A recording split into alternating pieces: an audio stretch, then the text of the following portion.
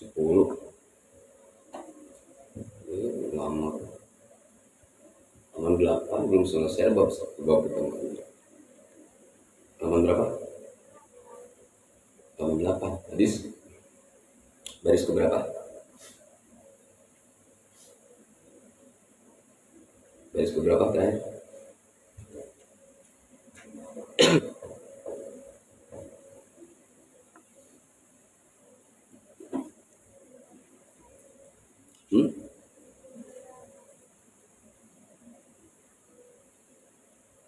Man akroma aliman kan itu ya. Qala Nabi SAW, man akroma aliman. Itu kan? Kemarin sampai ila yaumil qiyamati. Man akroma. Bismillahirrahmanirrahim.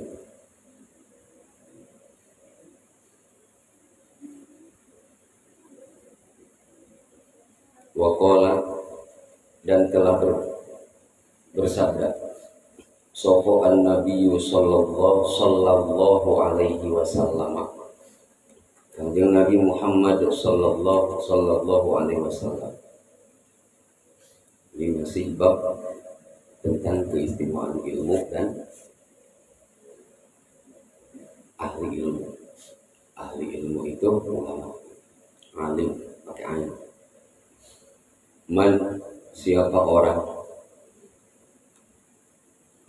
orang akroma yang telah memuliakan aliman seorang alim. Man siapa orang akroma yang telah memuliakan aliman seorang alim. Faqad akromani,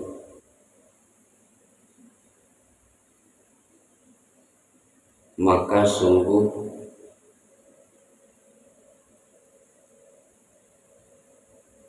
ia telah memuliakanku. Faqad akromani, maka sungguh dia telah memuliakan aku. Rasulullah.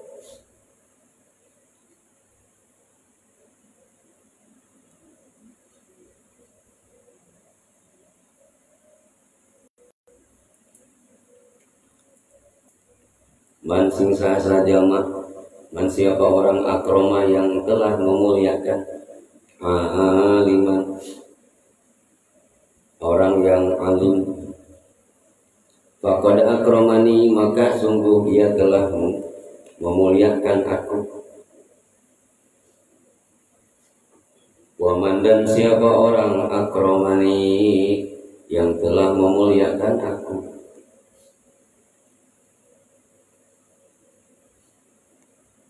Waman, dan siapa orang akromani yang telah memuliakan aku, kata Rasul. Faqad akramallahu, maka sungguh ia telah memuliakan Allah.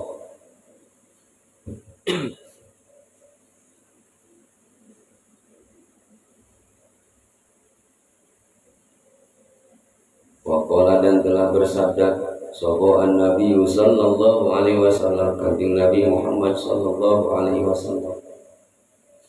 Man akroma, man siapa orang akroma yang telah memuliakan aliman terhadap seorang alim.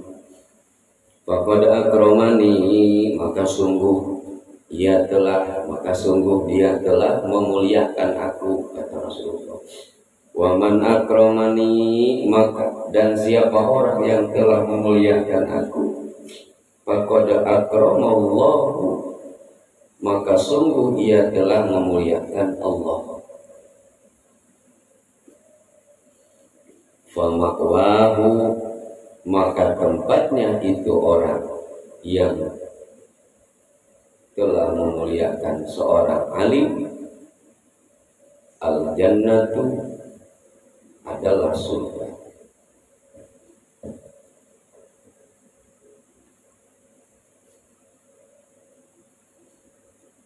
Al-jannatu adalah surga. Ya, poin di hadis pertama ini yang dibahas malam ini yaitu tentang kemuliaan. Ada alim ada alim. Ngucapin alim pakai ayat itu ya ahli ilmu. Ahli ilmu di sini bukan ahli ilmu dunia. Yang namanya alim ini isimnya isim ma'rifat. Ulama itu isimnya isim ma'rifat. Kenapa? Karena istilah ulama mah khusus untuk orang yang memahami ilmu agama. Itu alim. Yang disebut orang yang memahami ilmu agama itu gak cukup dengan menilai dia mampu ceramah 1 jam, enggak. Atau dia tukang ceramah, belum. Dan seorang alimah yang mengajarkan satu bab ilmu secara sempurna baru disebut alim. Contoh, seorang alim dalam ilmu dasar, ilmu tajwid, disebut seorang alim, dia mengajarkan ilmu Quran. Bahas lagi, alim di bidang Quran, berarti dia menguasai ilmu kaidah tulisan Al-Quran. Seperti apa rumus, nas, sulus, apalagi sulus, kufi, ri'ah, farisi, diwani, diwani jali. Alim pertama nggak cukup, harus paham kaidah tulisan huruf hijaiyah. Ya. Rumus tulisan huruf hijaiyah itu diatur dengan ilmu usul khawatir. Beres itu dia memahami ilmu huruf. Kan yang ditulis di huruf apa? Huruf hijaiyah, dari mulai alif, ba, ta, jim, ha, kha, dal, zal, ra, sin, shin, shad, dad, qaf, dha, ain, doi, fa, qaf, kaf, lam, mim, nun, waw, ha, lam, alif, hamzah, ya. Setelah paham huruf, dia menguasai harokat, fathah, kasrah, dhammah, sukun, tasdid, maddah, fathatain, kasratain, dhammatain. Beres itu, ini orang alim dalam ilmu baca Quran. Alim, dia ngerti makhraj. Makhraj itu asal usul huruf yang 7 tempat. Huruf yang keluar dari dalam pangkal tenggorokan, huruf yang keluar dari tengah tenggorokan, huruf yang keluar dari ujung tenggorokan disebut huruf halqi. Terus huruf yang keluar dari pangkal lidah, huruf yang keluar dari tengah lidah, huruf yang keluar dari ujung lidah. Yang di pangkal lidah ada berapa? Ada huruf dod. Ada di bawah lak-lakannya ada dua huruf qaf dan kaf. Di tengah lidah ada berapa? Ada 3, jim, ya, shin. Di ujung lidah dari mulai pinggir ke tengah banyak tuh di situ. Ujung lidahnya ada yang nyentuh ke gigi, ada yang enggak. Itu dari mulai shad di pinggir tuh, zok di pinggir, ta tengah, dal, zai, ro, sin, lagi lam, nun, begitu di ujung lidah. Di yang huruf yang di ujung lidah tekniknya ada yang nyentuh ke gigi, ada enggak. Terus ada huruf yang keluar dari bibir. Yang ke-7, waw, mim, ba, fa, cuma 4. Kuasain itu paham. Setelah selesai kuasain apa? Huruf selesai belum? Ada sifat huruf yang 17. Sebutin bareng. So, hamas lawannya jahat, tasdid, syidah lawannya rohawa, infitah lawannya, istilah lawannya istif'al, terus infitah lawannya itbaq, terus Ismat lawannya kita, itu 10 sifat yang berlawanan, tambah lagi yang miripnya. Lagi tanafas, sofir, ilhiro, tikror, terus istitoba, dua lagi kokola, terus lid, 17 sifat. Dari 17 sifat itu, setiap sifat punya huruf lagi.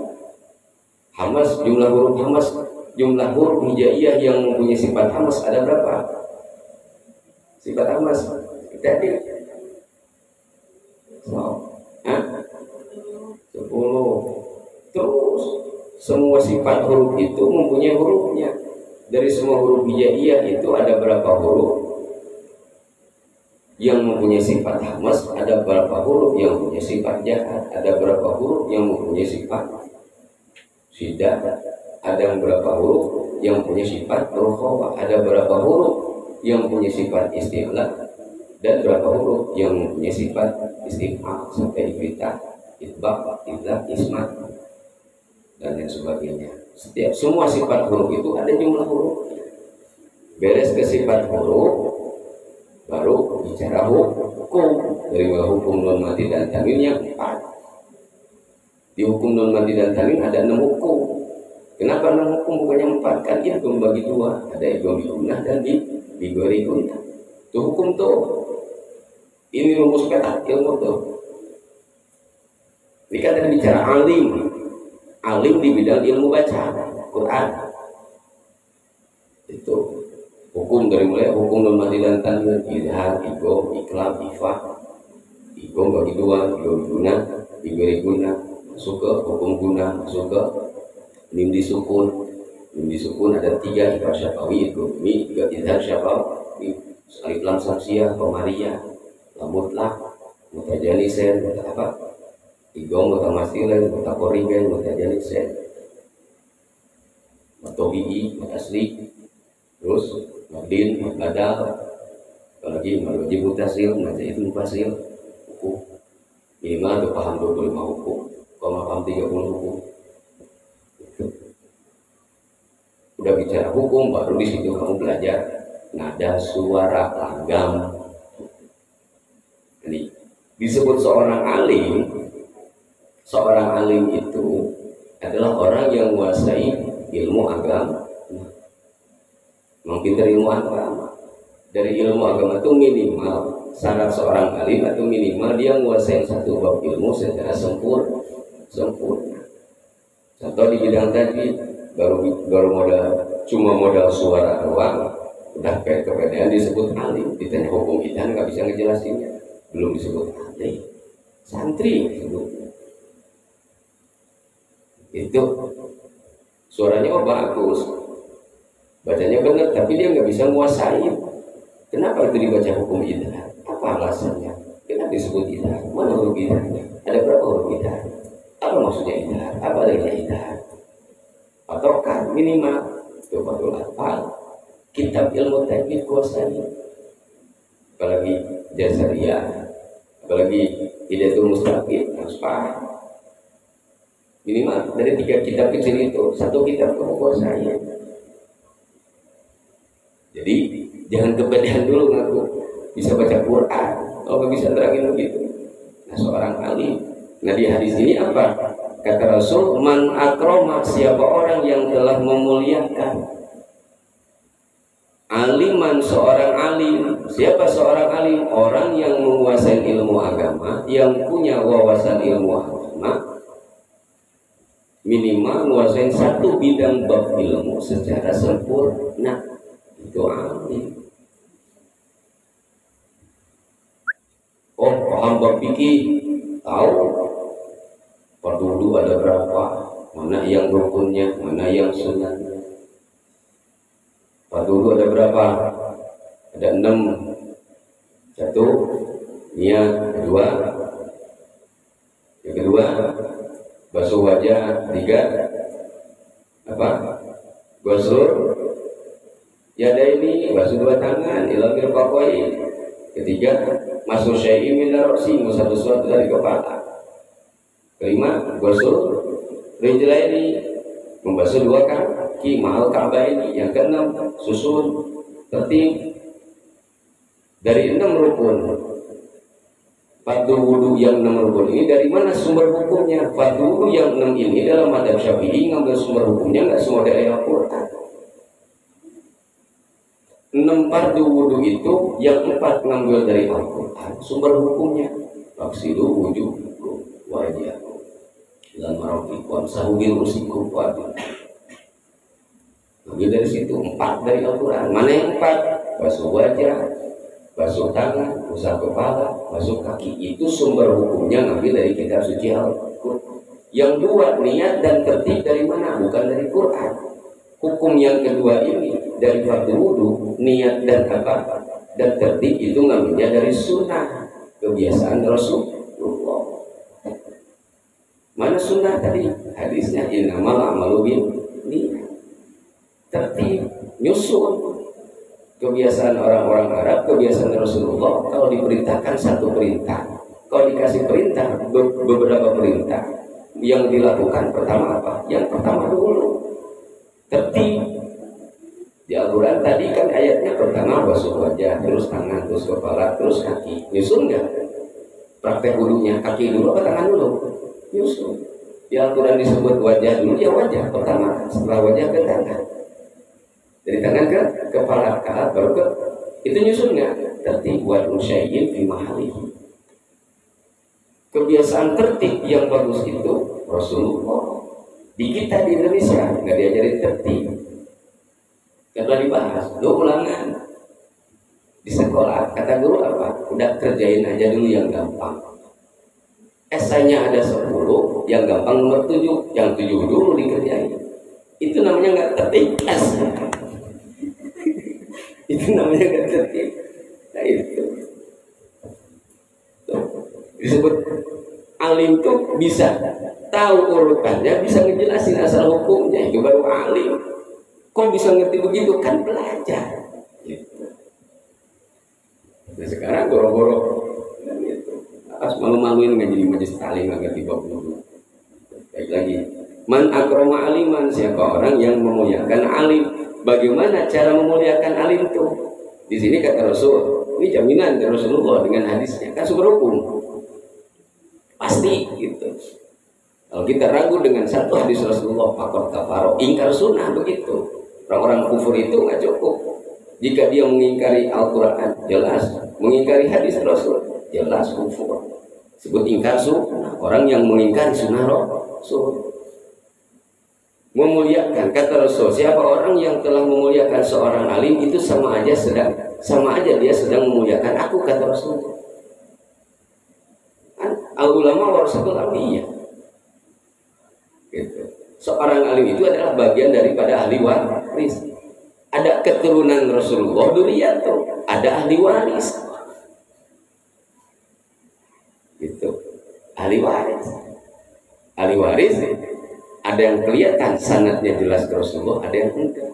Tapi kalau ditelusuri ada aja sanadnya seperti itu. Kalau ditelusuri seorang alim, lagi. Terus dari mana tadi? Memuliakan seorang alim, seorang ulama sama dengan memuliakan Rasul. Orang yang telah memuliakan Rasul ya pasti memuliakan Allah. Orang seperti itu pamawahul jannah, di akhirat nanti mendapatkan surga Allah. Jangankan di akhirat, di dunia aja sama Allah udah dikasih aroma surga. Mana aroma surga yang Allah perlihatkan ke orang-orang alim, ke orang-orang yang mencintai ulama di dunia? Ada ketenangan dalam hidupnya. Itu adalah salah satu sifat-sifat ahli surga. Nggak ada orang di surga panik, aduh di surga. Ada ahli neraka. Nah, pertanyaannya bagaimana cara memuliakan seorang alim itu? Li'annahu habib. Nah, yang dimaksud dengan memuliakan alim tadi, satu, menghormati atas cintanya, bukan cinta seperti seorang bekas cintanya ya seperti apa? Seperti anak kepada orang tua, murid kepada guru. cinta di sini. Mana bukti seorang anak mencintai orang tua, seorang murid mencintai gurunya, seorang alim. Murid santri yang mencintai seorang alim, dia akan menjaga apa yang dicintai orang alim itu. Kamu cinta ke guru, guru cinta ngaji, kamu akan menjaga ngajinya. Gitu. Bukan cinta ke guru, I love you, pakai lope merah. Nggak cukup, itu basa-basi. Nggak, di chatnya pakai lope merah. Oh, guruku cinta. Tapi ilmu yang diajarkan kagak dipahami. Ilmu yang telah diajarkan kagak diamalkan. Cinta belum dikatakan mahabbah. Apalagi udah berani menghina, jangankan menghina, menyepelekan pelajaran itu nggak termasuk kategori cinta. Seperti itu. Kalau menyepelekan, cintai ilmu yang diajarkannya, cintai guru yang mengajarkannya. Alim, guru di sini adalah orang yang mengajarkan ilmu agama. Alim itu. Kalau apa? Kalau orang yang mengajarkan ilmu duniawi itu nggak layak disebut seorang alim. Layaknya cukup seorang ustadz. Ustadz bahkan isim nakiro, umum. Ilmu apa aja boleh ngajarin. Man akroma aliman, memuliakan seorang alim. Bagaimana cara memuliakannya? Yang dimaksud murid yang memuliakan guru itu apa? Bukan berarti nyanjung guru. Seorang murid menyanjung guru itu belum dikatakan memuliakan. Boleh kalau si gurunya doyan dipuji. Tapi ingat, tujuan seorang guru mengajarkan seorang santri bukan pengen dipuji, tapi mencetak, bukan puji. Jika seorang santri banyak memuji guru sementara ilmu yang diajarkan guru nggak diamalkan, itu bukan santri yang cinta terhadap guru. Seorang santri yang dicintai guru itu apalah? Adalah seorang santri yang membuat guru senang. Bagaimana cara membuat guru senang? Amalkan apa yang telah diajarkannya. Itu. Ada santri yang sibuk, oh itu guru saya. Tiap harinya nyanjung guru, guru saya mah ada duanya lah. Tapi apa yang diajarin kagak dipraktekin. Itu bahasa basi ya, begitu. Kenapa? Santri yang terlalu banyak muji guru itu bisa menyebabkan pujian santri itu akan jadi racun, pengganggu keikhlasan guru. Satu. Bagaimana bagi orang-orang yang tidak memuliakan? Kebalikannya, ada mafhum mukhalafah. Orang yang memuliakan seorang alim sama dengan memuliakan faqad akramani, memuliakan Rasulullah. Orang yang memuliakan Rasulullah berarti faqad akramallah, dia memuliakan Allah. Tempatnya pamawahul jannah. Bagaimana orang yang tidak mau memuliakan? Ya kebalikannya, mafhum mukhalafahnya, berarti ke neraka. Ciri mana orang-orang yang sudah menghinakan, tidak memuliakan orang-orang alim? Lihat kegelisahan itu. Gak tahu duduk sama orang ulama. Seperti itu. Lebih betah pantatnya duduk dengan orang maksiat, tapi gatel duduk dengan orang-orang alim. Yang gatel bukan pantatnya doang, kupingnya nggak mau. Soalnya kayak lu di masjid aja lu bahas agama. Bahasa begini. Lanjut hadis kedua. Waqala, dan telah bersabda sallallahu waqala, dan telah bersabda kanjeng Nabi Muhammad sallallahu alaihi wasallam. Sholat semoga melimpahkan rahmat sapa Allahu Gusti Allah alaihi kepada kanjeng Nabi wasallam dan keselamatan. Kalimat sallallahu alaihi wasallam itu lafaz sholat itu fiilnya fiil madi. Fiil madi. Jumlahnya jumlah du'a'iyah. Fa'ilnya Allah, sholat. Fa'ilnya itu Allah. Sholat fiil madi, Allahu fa'il dari sholat. Ya, artinya gini. Sholat fi'lul madi mabniun 'alal fathi la mahalla lahu min i'rab. Allahu fa'ilun min sholat wa maf'ul wal madrub hindu matun dhahiratun fi akhirih. Wa jumlatun min al-fi wa fa'il jumlatun du'a. Iya. Alaihi al-harfu jari wa ta'u amir. Jadi dua salama itu atap wawnya ke lafaz sholat. Waqala dan telah bersabda Kanjeng Nabi Muhammad sallallahu alaihi wasallam, naumul alim. Wah, bermula tidurnya orang alim. Naumul alim, bermula tidurnya seorang alim. Tidurnya aja nih dibahas. Naumul alim, naumul alimi. Jadi mudhof ilaih. Bermula tidurnya seorang alim, afdalun itu lebih istimewa. Tidurnya aja lebih istimewa.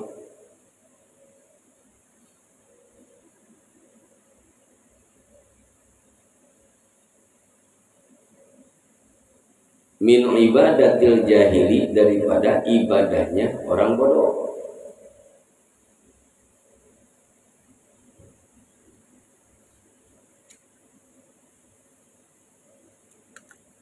Min ibadatil jahili, afdalun itu lebih istimewa min ibadatil jahili dibanding ibadahnya orang bodoh, jahiliyah. Nih, ini hadis ini sifatnya adalah kualitas. Orang alim dengan orang yang tidak alim, dengan orang bodoh, dari kualitas perbedaannya. Contoh inilah, seorang santri sholat duhurnya berapa rakaat? Sholat duhur berapa rakaat? Santri. Yang bukan santri dia sholat duhur berapa rakaat sholat duhurnya? 4 rakaat. Tukang maksiat tapi iman ke Allah, sholat duhur berapa rakaat? Jawab dulu. Berapa rakaat? 4 rakaat. Ustaz, sholat duhur berapa rakaat jumlahnya? 4 rakaat. Ulama sholat duhur berapa rakaat? Nom dari mana kacau? Sama 4. Waliullah sholat duhurnya berapa rakaat? 4 rakaat. Nabi Muhammad SAW sholat duhurnya berapa rakaat? 4 rakaat. Sama enggak? Sama enggak? Kalau dilihat dari jumlah rakaat sama. Kalau lihat dari kuantitas jumlah. Tapi kalau dilihat dari sudut pandang kualitasnya, beda di sini. Sholat duhurnya seorang santri dengan guru beda. Kualitas 4 rakaatnya. Sholat duhurnya orang yang kagak ngaji dengan yang ngaji beda kualitas 4 rakaat duhurnya. Nabi dengan umatnya ada perbedaan. Bedanya di kualitas. Mana kualitasnya? Tadi kan di sini. Naumul alim, tidurnya orang alim, afdalun itu lebih utama min ibadatil jahili daripada orang yang bodoh. Orang yang jago ibadah tapi bodoh. Contoh, rajin wudunya, rajin sholatnya, tapi ditanya syarat sah wudu. Kan syarat kamu bisa mengklaim, kita bisa mengklaim, oh wudu saya sah, itu harus sesuai dengan syarat sahnya. Ayo, 10 kan syarat sah wudu. Harus tahu syarat sah. Syarat sah sholat yang 8 harus. Wah, gimana kamu ngaku bahwa saya udah sah kalau nggak tahu? Kalau nggak tahu jumlah syarat, harus diselesaikan syarat, baru bicara rukun. Rajin sholatnya tapi nggak tahu rukun sholat. Makanya jangan heran orang yang ibadah nggak ngerti aturannya banyak ngeblank daripada fokus. Lah pengen khusyuk tapi belajar ngaji kagak. Gimana mau nambah khusyuk? Khusyuknya dalam satu ibadah jika kita nambah wawasan. Jika wawasan tidak bertambah, keinginan pengen khusyuk dalam ibadah tapi wawasan kagak ditambah, ngimpi. Kalau kamu sekarang belajar nulis, terus ikut sholat, paling yang kamu bayangin tulisannya, boro-boro apa? Memahami artinya. Kalau kamu pelajari tentang bab arti daripada makna sholat, baru di situ bertambah. Yang tadinya kita sholat fokus ke bacaan, tapi fokus juga ke makna dari bacaan. Beres itu, pelajari lagi, nambah lagi ilmu belajar, fokus ke rahasia dari maksud bacaan. Kayaknya kalau kita paham ke semuanya, ada kesempatan memikirkan perkara di luar sholat. Balik ke nomor alim, tidurnya orang yang berilmu dengan orang yang ahli ibadah tapi bodoh. Perbedaannya jangan di sholatnya dulu. Karena sholatnya apa? Sholat orang berilmu 2 rakaatnya bandingannya dengan 1000. Orang bodoh dalam aturan agama, aturan ibadah, dia mah 1000 rakaat. Itu kalau dibandingkan dengan orang alim cukup 2 rakaat. Itu berarti sudah sama dengan orang bodoh yang 1000 rakaat. Seperti itu. Tidurnya, kenapa bedanya? Karena orang alim dia sholat paham rukun sholat, paham mubtilatus sholat, paham sarasah sholat, paham asrar sholat, paham abad dan hayat sholat, di mana saktahnya, paham saktatus sholat, gitu.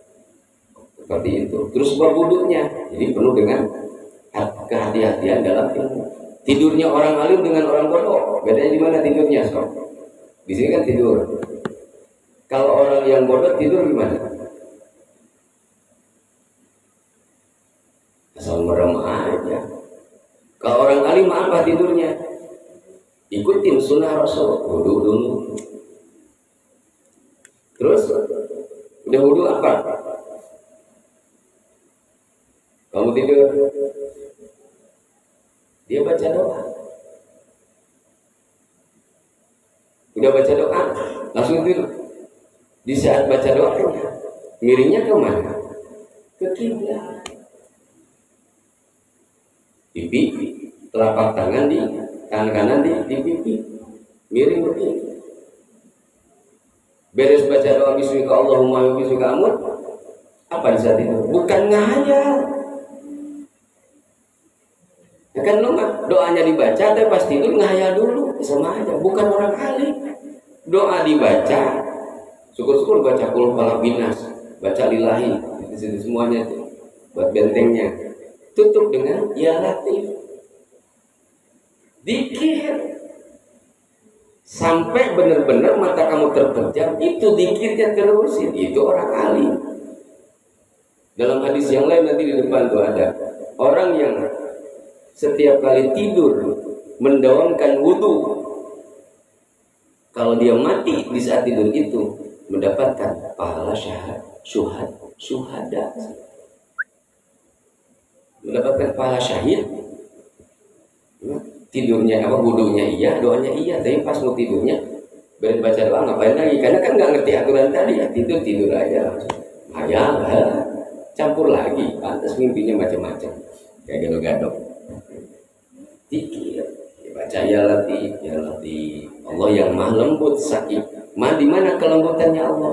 Ini tidur, ruh dan jasad seperti terpisah. Kan tidur itu gambaran orang mati. Itu. Tapi nggak mati, disebut mati. Tapi ada nafasnya, disebut hidup, diajak ngobrol gak nyambung karena tidur itu. Itu adalah Allah sedang membuktikan. Di balik rahasia tidur itu Allah sedang membuktikan rahasia daripada keagungan sifat ya latifnya Allah, sifat maha lembutnya. Kita nggak sadar, tapi kita masih hidup. Nomul alim, tidurnya orang yang berilmu, afdhalu itu lebih utama min ibadatil jahili daripada ibadahnya orang bodoh. Karena beda sini, kalau orang bodoh ibadahnya tuh ngejar jumlah. Setelah jumlah targetnya dapat, dia belagu dengan jumlah itu. Orang bodoh mah belagu, bangga, dia bangga disunahin, yang sunnah mah syukur. Kalau bisa mencapai satu target, bukan bangga yang kedepanin, syukur dulu ke Allah. Dia bangga mah masih saudara kandung daripada sombong. Orang yang banyak bangga lihat belagu, gitu. Jadi yang diajarkan, yang disunahkan harus syukurnya dulu, bersyukur kepada Allah. Bangga perlu diomongkan. Ciri kamu bangga dengan satu ibadah, berarti kamu istiqomah. Mulut bangga dengan pengajian, tapi badan diajak ngaji kagak mau, atau bukan bangga yang begitu mah, bahasa basi. Gitu. Bahasanya buat gua, bahasanya buat lu. Jadi bahasa basi. Oh, saya bangga menjadi santri, tapi disuruh ngaji, enggak. Titik. Apa efek dari bangga itu? Apa? Buktikan rasa banggamu dengan amalan itu dengan cara istiqomah. Gitu. Bangga jadi santri tapi dia jaga diri enggak. Jadi sombong gitu. Ngaku-ngaku doang ya. Lanjut, min ibadatul jahilah. Wa qala Nabi dan telah bersabda sapa an-nabi sallallahu alaihi wasallam, kanjeng Nabi Muhammad sallallahu alaihi wasallam. Kalau tadi sebut orang apa? Orang bodoh itu tadi la ya'lamu alladzi, disebut orang yang ibadah tapi bodoh. Di mana ciri bodohnya? Alladzi la ya'lamu adab. Disebut orang bodoh itu orang yang enggak ngerti adab dalam ibadah. Adab dalam ibadah. Adab dalam ibadah. So, berarti harus sopan santun. Ke siapa dalam ibadah sopannya? Ke siapa dalam ibadah sopannya? Ke Allah ibadah. Kemana? Tinggal koreksi. Dicek di saat sholat, di saat dzikir. Sopan nggak kelakuan kita di hadapan Allah? Sopan nggak? Banyak kagak sopannya. Ngantri, mikirin yang lain. Biar kata semua masalahmu dibawa ke dalam sholat.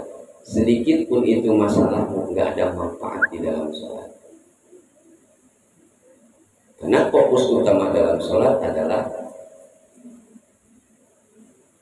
mengingat kepada Sang Pencipta. Di saat kamu melakukan satu amal ibadah tapi lupa kepada yang memerintahkan ibadah itu, lupa terhadap tujuan dari ibadah, itu ciri orang-orang yang ibadahnya yang nggak pakai adab. Orang yang ibadahnya nggak pakai adab itu disebut bodoh.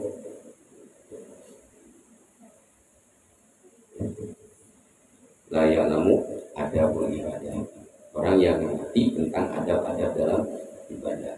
Ada kitab yang mengajarkan tentang adab ibadah. Buka Murokial Budia, dibahas tuh. Adab tidur, adab masuk ke masjid, adab masuk WC. Adab sholat Jumat, adab termasuk adab memilih teman.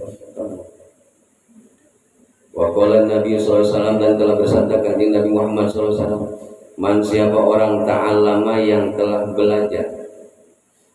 Man siapa orang ta'allama yang telah belajar baban satu bab ilmu, satu bab minal ilmi dari ilmu. Man siapa orang ta'allama yang telah belajar, yang sedang belajar, yang sedang mempelajari. Man siapa orang ta'allama yang sedang mempelajari baban terhadap satu bab minal ilmi dari ilmu, ya'malu bihi,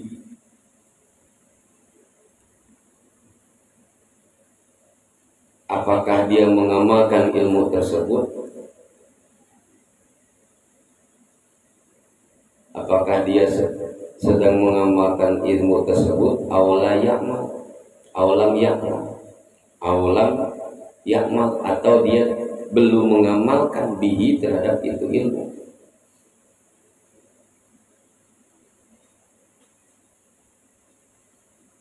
Ada seorang santri belajar satu bab ilmu yang sedang dipelajarinya, apakah dia sudah mengamalkan atau belum, sedang mengamalkan atau belum, perbandingannya. Karena itu terbukti man siapa orang ta'allama yang sedang belajar, sedang mempelajari baban terhadap satu bab minal ilmi dari ilmu, ya'malu bihi, apakah dia sedang mengamalkan itu ilmu, aulam ya'mal, atau dia belum mengamalkan bihi ilmu tersebut. Karena itu terbukti afdal, lebih istimewa min ayyusalliya, daripada melakukan sholat sunat. Karena itu lebih terbukti afdal,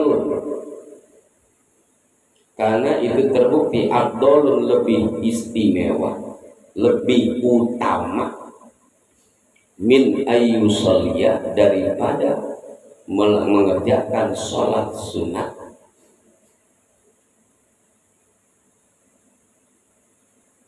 alfa rokaatin 1000 rokaat.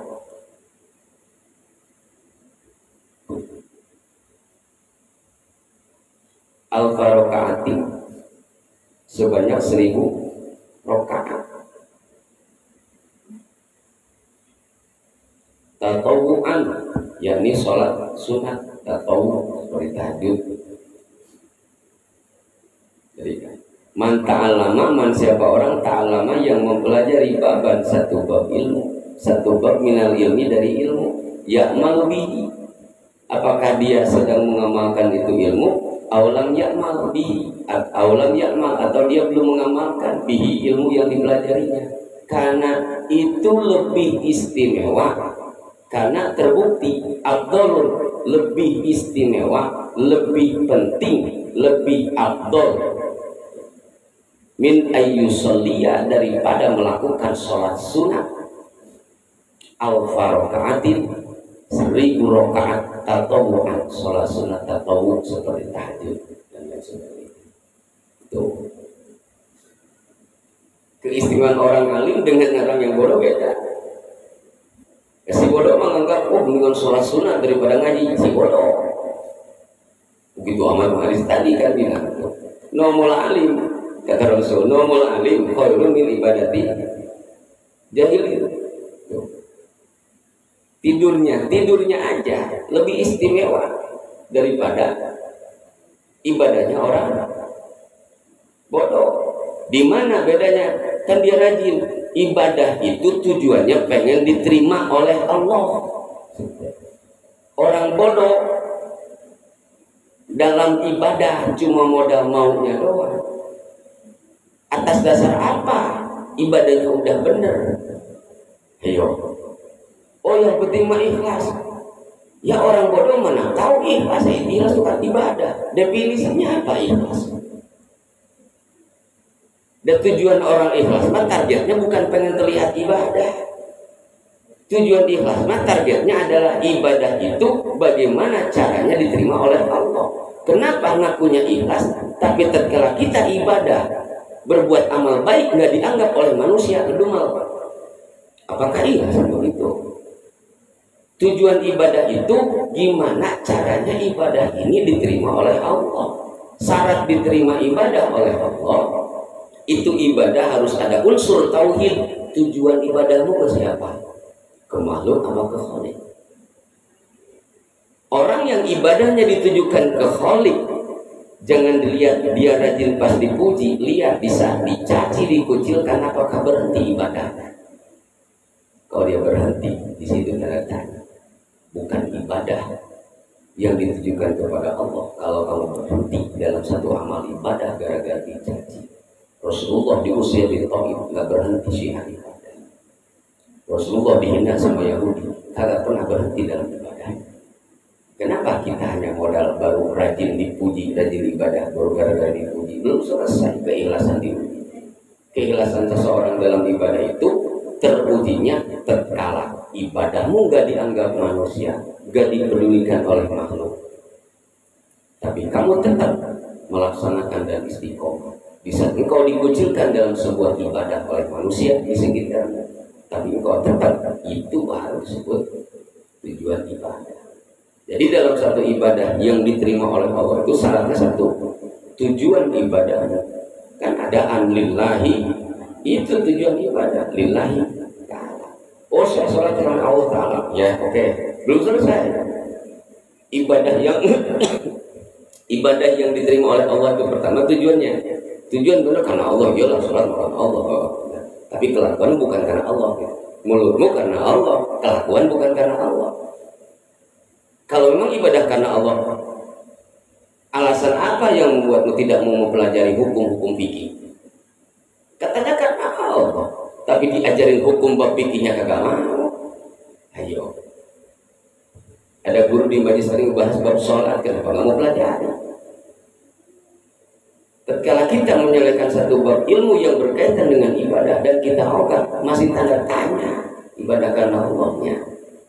Kalau ibadah karena Allah berarti itu ibadah pengen diterima oleh Allah. Apakah bisa sholat kita diterima oleh Allah sementara kita nggak ngerti aturan sholatnya? Makanya dalam ibadah sholat itu harus ada unsur fikihnya. Mana unsur fikih? Kamu takbiratul ihram tahu mana syaratnya. Kamu sholat tahu mana rukunnya. Ada berapa syarat sah niat? Niat sholat fardu dengan niat sholat sunat beda. Niat sholat sunat muakkadatan dengan sholat sunat mutlak beda. Syarat sah niatnya. Paham belum? Yang penting niat beda. Niat tidak syaratnya. Bisa nggak sholat wajib disamakan dengan sholat sunat? Beda niatnya. Di mana bedanya? Kalau sholat wajib mah, sholat wajib itu ada qasdul fi'li, ada tahyinnya, ada fardhunya. Mengucapkan niat dalam sholat wajib harus menyebut apa? Qasdul fi'li, usolinya harus diucap. Harus ada ucapan saya, niat saya, tujuan saya, tujuan qasdul fi'li, tujuan sholat. Terus nama sholatnya sebutin. Terus hukum sholatnya. Itu. Terus melakukan sholat, apalagi rukun sholat yang keduanya takbiratul ihram. Paham belum syarat takbiratul ihram? Berapa? 15 ya? Ayo. Berdiri rukun sholat yang ketiga. Tahu nggak syaratnya berdiri? Berdiri yang dalam sholat kayak gimana? Mulut ngomong mustaqbil kiblat, tapi badan lu miring dari kiblat. Nggak sah sholat. Kiblat di sana lu ke sini, nggak sah tuh sholat. Walaupun baca benar. Di mana salahnya? Kamu nggak menghadap kiblat. Kalau dikorek dari ilmu tauhid, orang yang ibadahnya tidak menghadap ke kiblat itu akan mengurangi iman, bisa merusak iman, menyepelekan kiblat. Kalau dalam bab fikih, sholat menghadap kiblat batal sholat. Kan syarat sah sholat harus menghadap kiblat. Ketika kita sholat nggak menghadap kiblat, sana sholatnya. Terus tahu kiblat itu bukan ngarang. Kiblat itu ada arahnya jelas, sesuai kan. Itu bab fikih. Beres berdirinya, apalagi baca Fatihah, harus tahu syarat sah membaca Fatihah ada berapa. Syarat sah Fatihah 14 apa 10? 14 syarat sah Fatihah. Udah apa? Ayo. Rukun sholat selanjutnya apa? Membaca tasyahud akhir. Mana tasyahud, mana sholawat, beda. Dan tasyahud mah dari at-tahiyyah itu sampai syahadat itu tasyahud. Ya Allahumma sholli ala sayyidina Muhammad sampai innaka hamidum majid itu bukan tasyahud tapi sholawat. Rukun qouli yang kelima, yang keempat. Di dalam tasyahud ada rukun sholat banyak. Di dalam tasyahud akhir itu rukun sholat itu duduknya jadi rukun sholat. Bacaan tasyahudnya rukun sholat qauli, bacaan sholawatnya rukun sholat qauli. Di dalam posisi duduk tawaruk itu, duduk tasyahud itu, baca salam terakhir itu termasuk rukun qauli. Ada 4 rukun sholat di situ. Duduk tawaruknya itu rukun fi'li, bacaan tasyahud sampai syahadat rukun qauli, baca sholawat sampai innaka hamidum majid itu rukun qauli, bacaan salam rukun qauli yang kekana. Ada 4 rukun sholat di dalam tahiyat akhir. Tuh. Disebut ibadah itu harus ada unsur fikihnya, syarat diterima benar. Kalau kita ngomong benar apa tidak ibadah kita dilihat dari 3 ilmu. Apa? Iman, Islam, ihsan, tauhid, fikih, tasawuf. Sholat yang benar yang akan diterima oleh Allah pertama tujuannya benar lillah. Bukan lil makhluk tapi lil khaliq, kepada Allah dan Allah Ta'ala. Cara sholatnya, gerakan dan ucapannya harus sesuai dengan ilmu fikih, itu aturan syariat. Beres belum? Kalau tujuan mah itu mewakili imannya, aturan fikih mewakili Islamnya, satu lagi apa? Tasawufnya. Orang yang sholatnya nggak ada unsur ihsan, cuma modal iman dan Islam, tapi ihsannya tidak ada di dalam sholat. Kelakuan jiwanya gentayangan nggak jelas. Jangan heran ketika ada orang rajin sholat tapi kelakuannya nggak rubah-rubah. Kenapa? Karena sholatnya masih kurang satu ilmu. Mana? Bukan ikhlas itu bab tasawuf, tafwid, tadarru di dalam sholat. Itu. Kalau kita sholat kita udah lulus dari segi tauhidnya, lulus dari segi fikihnya, lulus dari segi tasawufnya. Mana tasawuf itu kan itu Allahu Akbar, Allah Maha Besar. Jadi di saat sholat itu kita sibuk mengagungkan Allah. Kenapa masih mikirin perkara selain Allah yang sedikit? Mengagungkan keagungan yang murah. Mana keagungan yang hina? Keagungan yang ada dalam dirimu, keagungan yang ada dalam hartamu, keagungan yang ada dalam jabatan itu keagungan yang hina. Ada keagungan yang gak batas, gak ada batas keagungannya, keagungan Allah. Maka dalam sholat itu Allahu Akbar. Belum paham ke situ, berarti itu sholat belum ada unsur tasawuf. Bagaimana bisa? Maka nanti tatkala amal sholat kita dibawa oleh malaikat raqib atid, dilaporkan ke petugas malaikat di langit pertama, dibawa ke langit kedua, ke lapisan langit ketiga sampai ketujuh. Di langit ketujuh sholat kita dilemparin lagi ke bumi. Kenapa? Karena malaikat yang menjaga di langit ketujuh itu khusus malaikat yang mengoreksi keikhlasan kita. Bagus sih bagus. Malaikat karena apa? Raqib atid mesti bangga bagus, hebat nih makhluk. Si hamba sholatnya hebat. Kata malaikat yang menjaga langit di lapisan ketujuh, bawa lagi ke atas. Kenapa? Bukan karena Allah, nggak pantas dibawa ke Allah, nggak layak. Lemparin lagi ke langit dunia. Nah, ini bicara alim di sini tadi. Makanya tadi Abdul, orang yang berilmu dengan orang bodoh beda. Di mana bedanya? Orang bodoh ibadahnya nggak ada adab. Mana ciri ibadah yang belum ada adab? Di saat sholat masih sibuk mikirin isi dapur, itu sholat belum punya adab. Di saat sholat masih mikirin pekerjaan, itu sholat gak ada adab. Di saat sholat masih mikirin diri sendiri, bukan mikirin keagungan Allah yang ada pada diri sendiri, itu belum ada adab. Bagaimana bisa? Makanya nyari guru, belajar yang setengah-setengah. Itu bukan gak bisa, lo aja kamu diatur sama guru seperti itu. Kalau benar-benar diajari bisa. Kan Rasul udah maksimalkan ilmu sholat yang aslinya. Udah Rasul wariskan kepada para ulama. Kita ngaji ke ulama cuma setengahnya doang. Baru megang jilid kitab udah belagu. Itu belum paham isi kitab. Baru selesai baca kitab satu kali hatam udah belagu. Baru selesai ngajinya belum pahamnya. Makanya ini ya gampang ibadah tuh. Kalau tujuan ibadahnya orang-orang yang beriman tadi, orang alim, tujuan ibadahnya orang yang alim dengan orang yang bodoh. Tujuan utama orang alim dalam beribadah, ibadahnya pengen diterima oleh Allah. Bagaimana cara membuktikan bahwa kita pengen diterima oleh Allah? Makanya nggak putus berbaca. Tapi tugas orang bodoh mah, tujuan ibadahnya orang bodoh mah, yang penting kelihatan ibadah, yang penting kelihatan jumlah. Seperti beras sekarung tapi isinya gabah. Dipencet kepes, kayak gitu orang bodoh tadi. Kalau sholat 1000 rakaat masih kalah kualitasnya sama santri ngaji 1 jam seperti di sini kan. Man ta'allama baban minal ilmi, siapa orang? Jika kamu nih, man ta'allama baban minal ilmi ya'malu bihi aw lam ya'mal bihi kana afdal min ayyusalli aw raka'atin tatawwu'an. Kamu di sini belajar satu bab ilmu. Ini bab satu bab ini bab tentang kemuliaan, keistimewaan ilmu dan ahlinya. Satu bab belajar.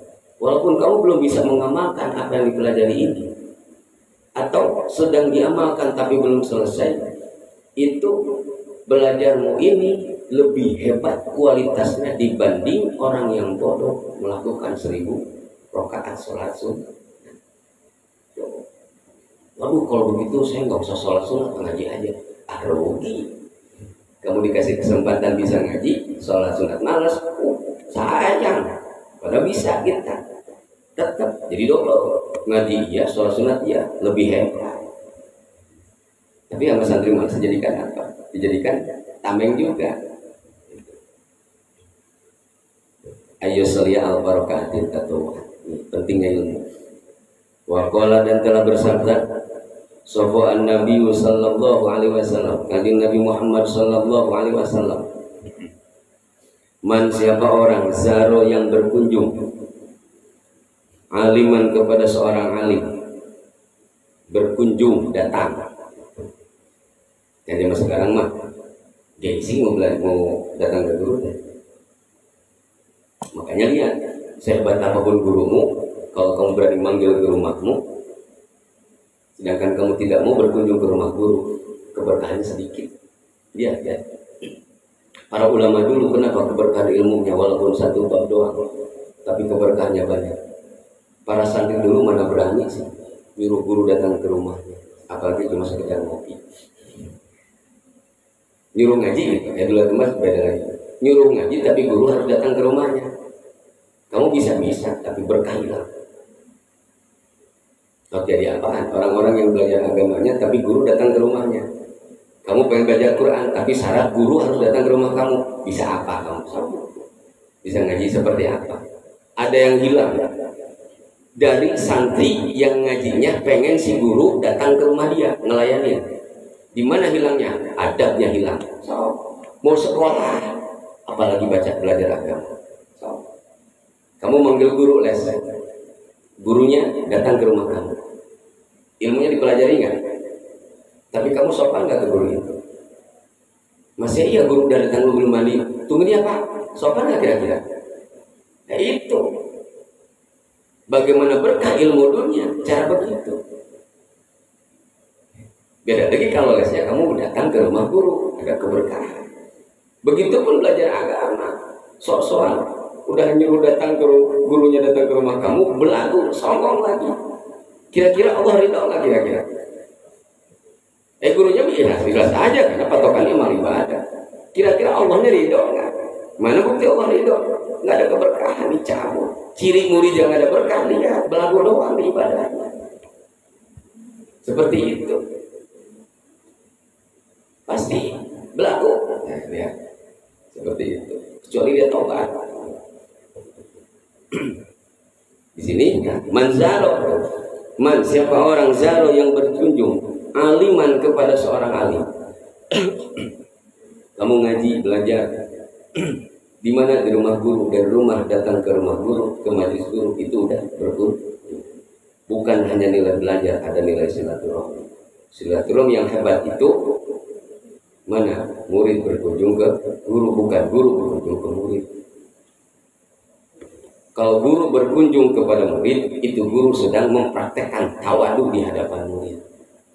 Tapi si murid jika sombong di saat gurunya datang ke rumahnya, gak mikir, kepedean, itu murid sombong. Murid yang tawadu, dia mau berkunjung ke rumah guru, itu murid tawadu. Bisa belum? Nah itu kan nggak mau gitu, ke guru nunggu di jalan baik, itu bukan murid tawadu, yang murid sombong. Mau perlu ketemu guru tapi nunggu di jalan, itu murid-murid sombong. Dia lupa dengan hadis ini, kata Rasul apa? Manzaro, siapa orang yang berkunjung aliman kepada seorang alim, pakaan nama, maka sesungguhnya itu orang zaroni, telah berkunjung kepadaku, kata Rasulullah. Zaroni, bukan zarkoni. Seorang murid yang suka, yang betah, yang luas, yang tulus, dengan kolbu yang luas, dia berkunjung ke rumah guru. Itu udah hakikatnya udah sama dia berkunjung kepada Rasulullah. Apalagi berkunjung ke guru-guru yang imam. Berkunjung ke guru malas cukup di WA. Maka lihat murid sekarang nggak ada berkah. Memang benar itu Bapak Idin, Allahu Akbar. Yang ini kalau antar provinsi, kalau gurunya imam nginjek kulit pisang nyampe sampai ke rumah guru, goyo apa kayak Assalamualaikum Pak Kiai, nggak paham. Ini kata berkunjung itu gimana berkunjung tuh? Itu kalimat berkunjung, zaro itu kan berkunjung. Itu ucapan apa perbuatan berkunjung tuh?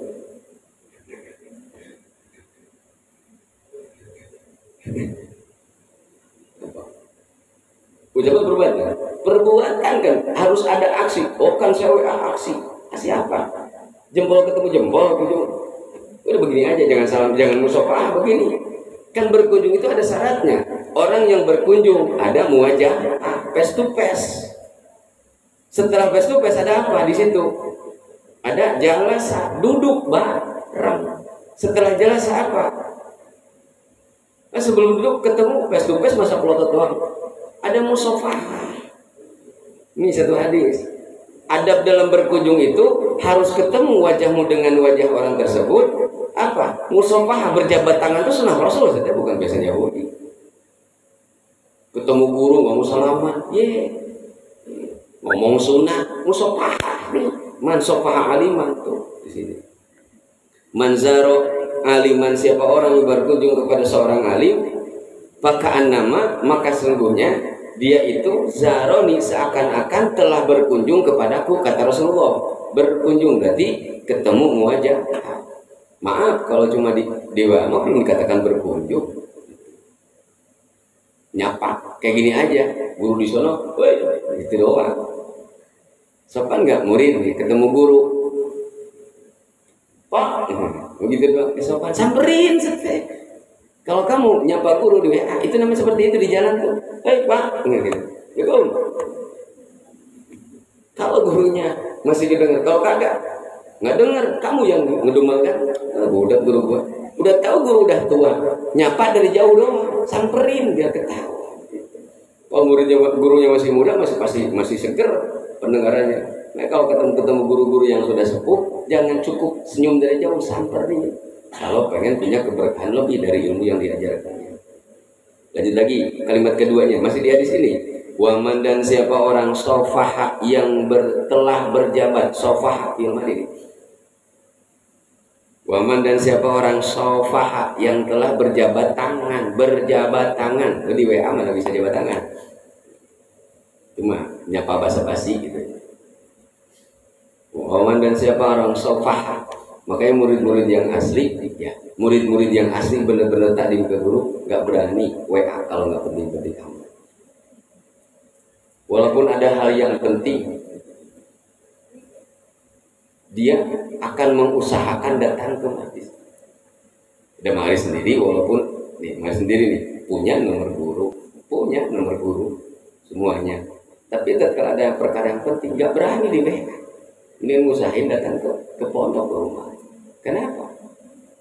Karena dari semua pelajaran yang diajarkan itu masih belum etis.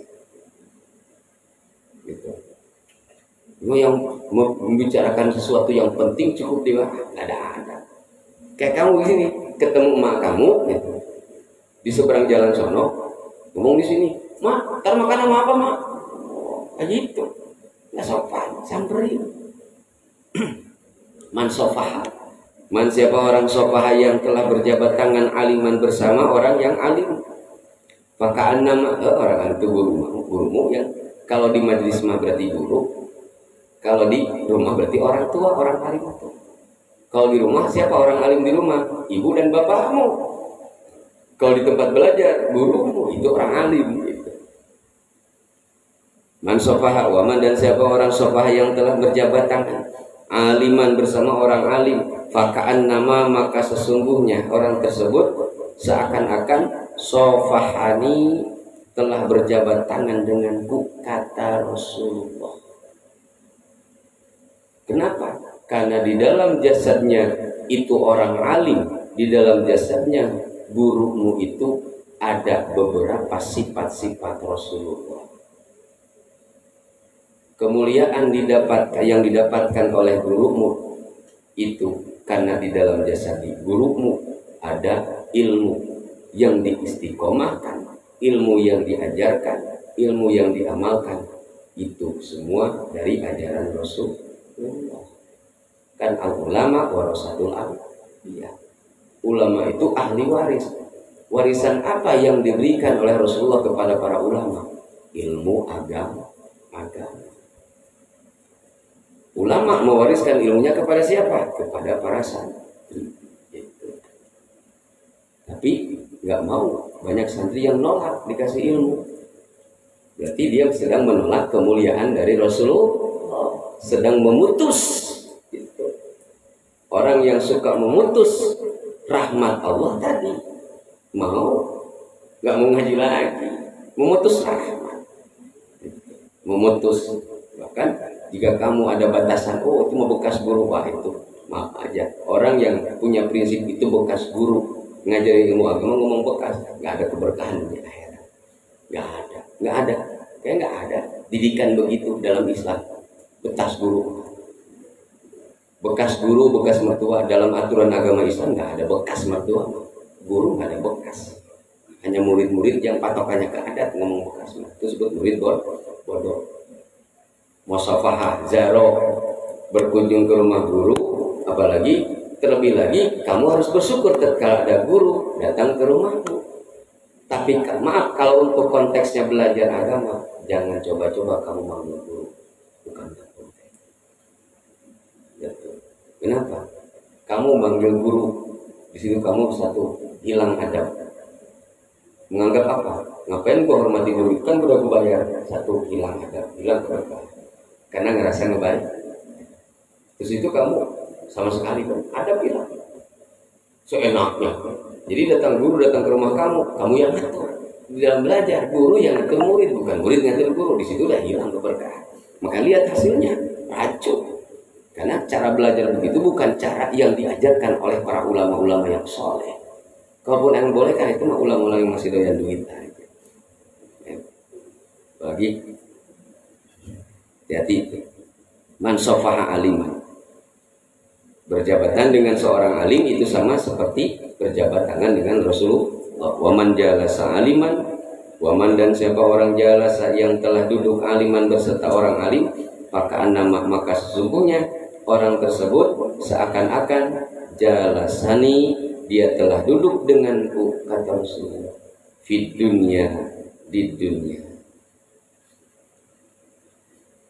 Waman jalasani, dan siapa orang yang telah duduk denganku, fid dunya, di dunia, ajlas tuhu, maka ia akan didudukkan ma'i bersamaku yaumul kiamati, di hari kiamat.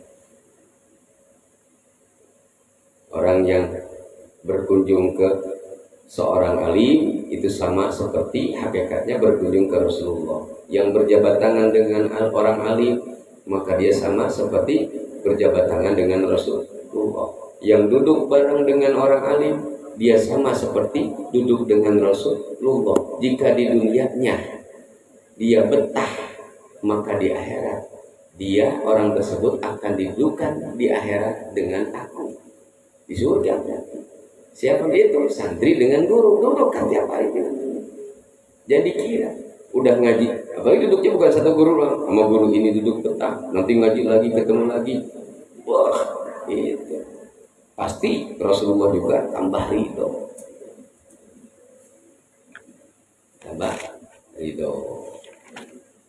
Al-Bab Tsani, bermula bab yang kedua, fi fadilatil la ilaha illallah, menjelaskan tentang keistimewaan la ilaha illallah. Selesai bab pertama. Sadaqallah. Allahumma sholli ala nabi Muhammadi wa ala alihi wa sallim tasliman. Allahumma sholli wa sallim wa barik alaihi wa ala alihi. Assalamualaikum warahmatullahi wabarakatuh.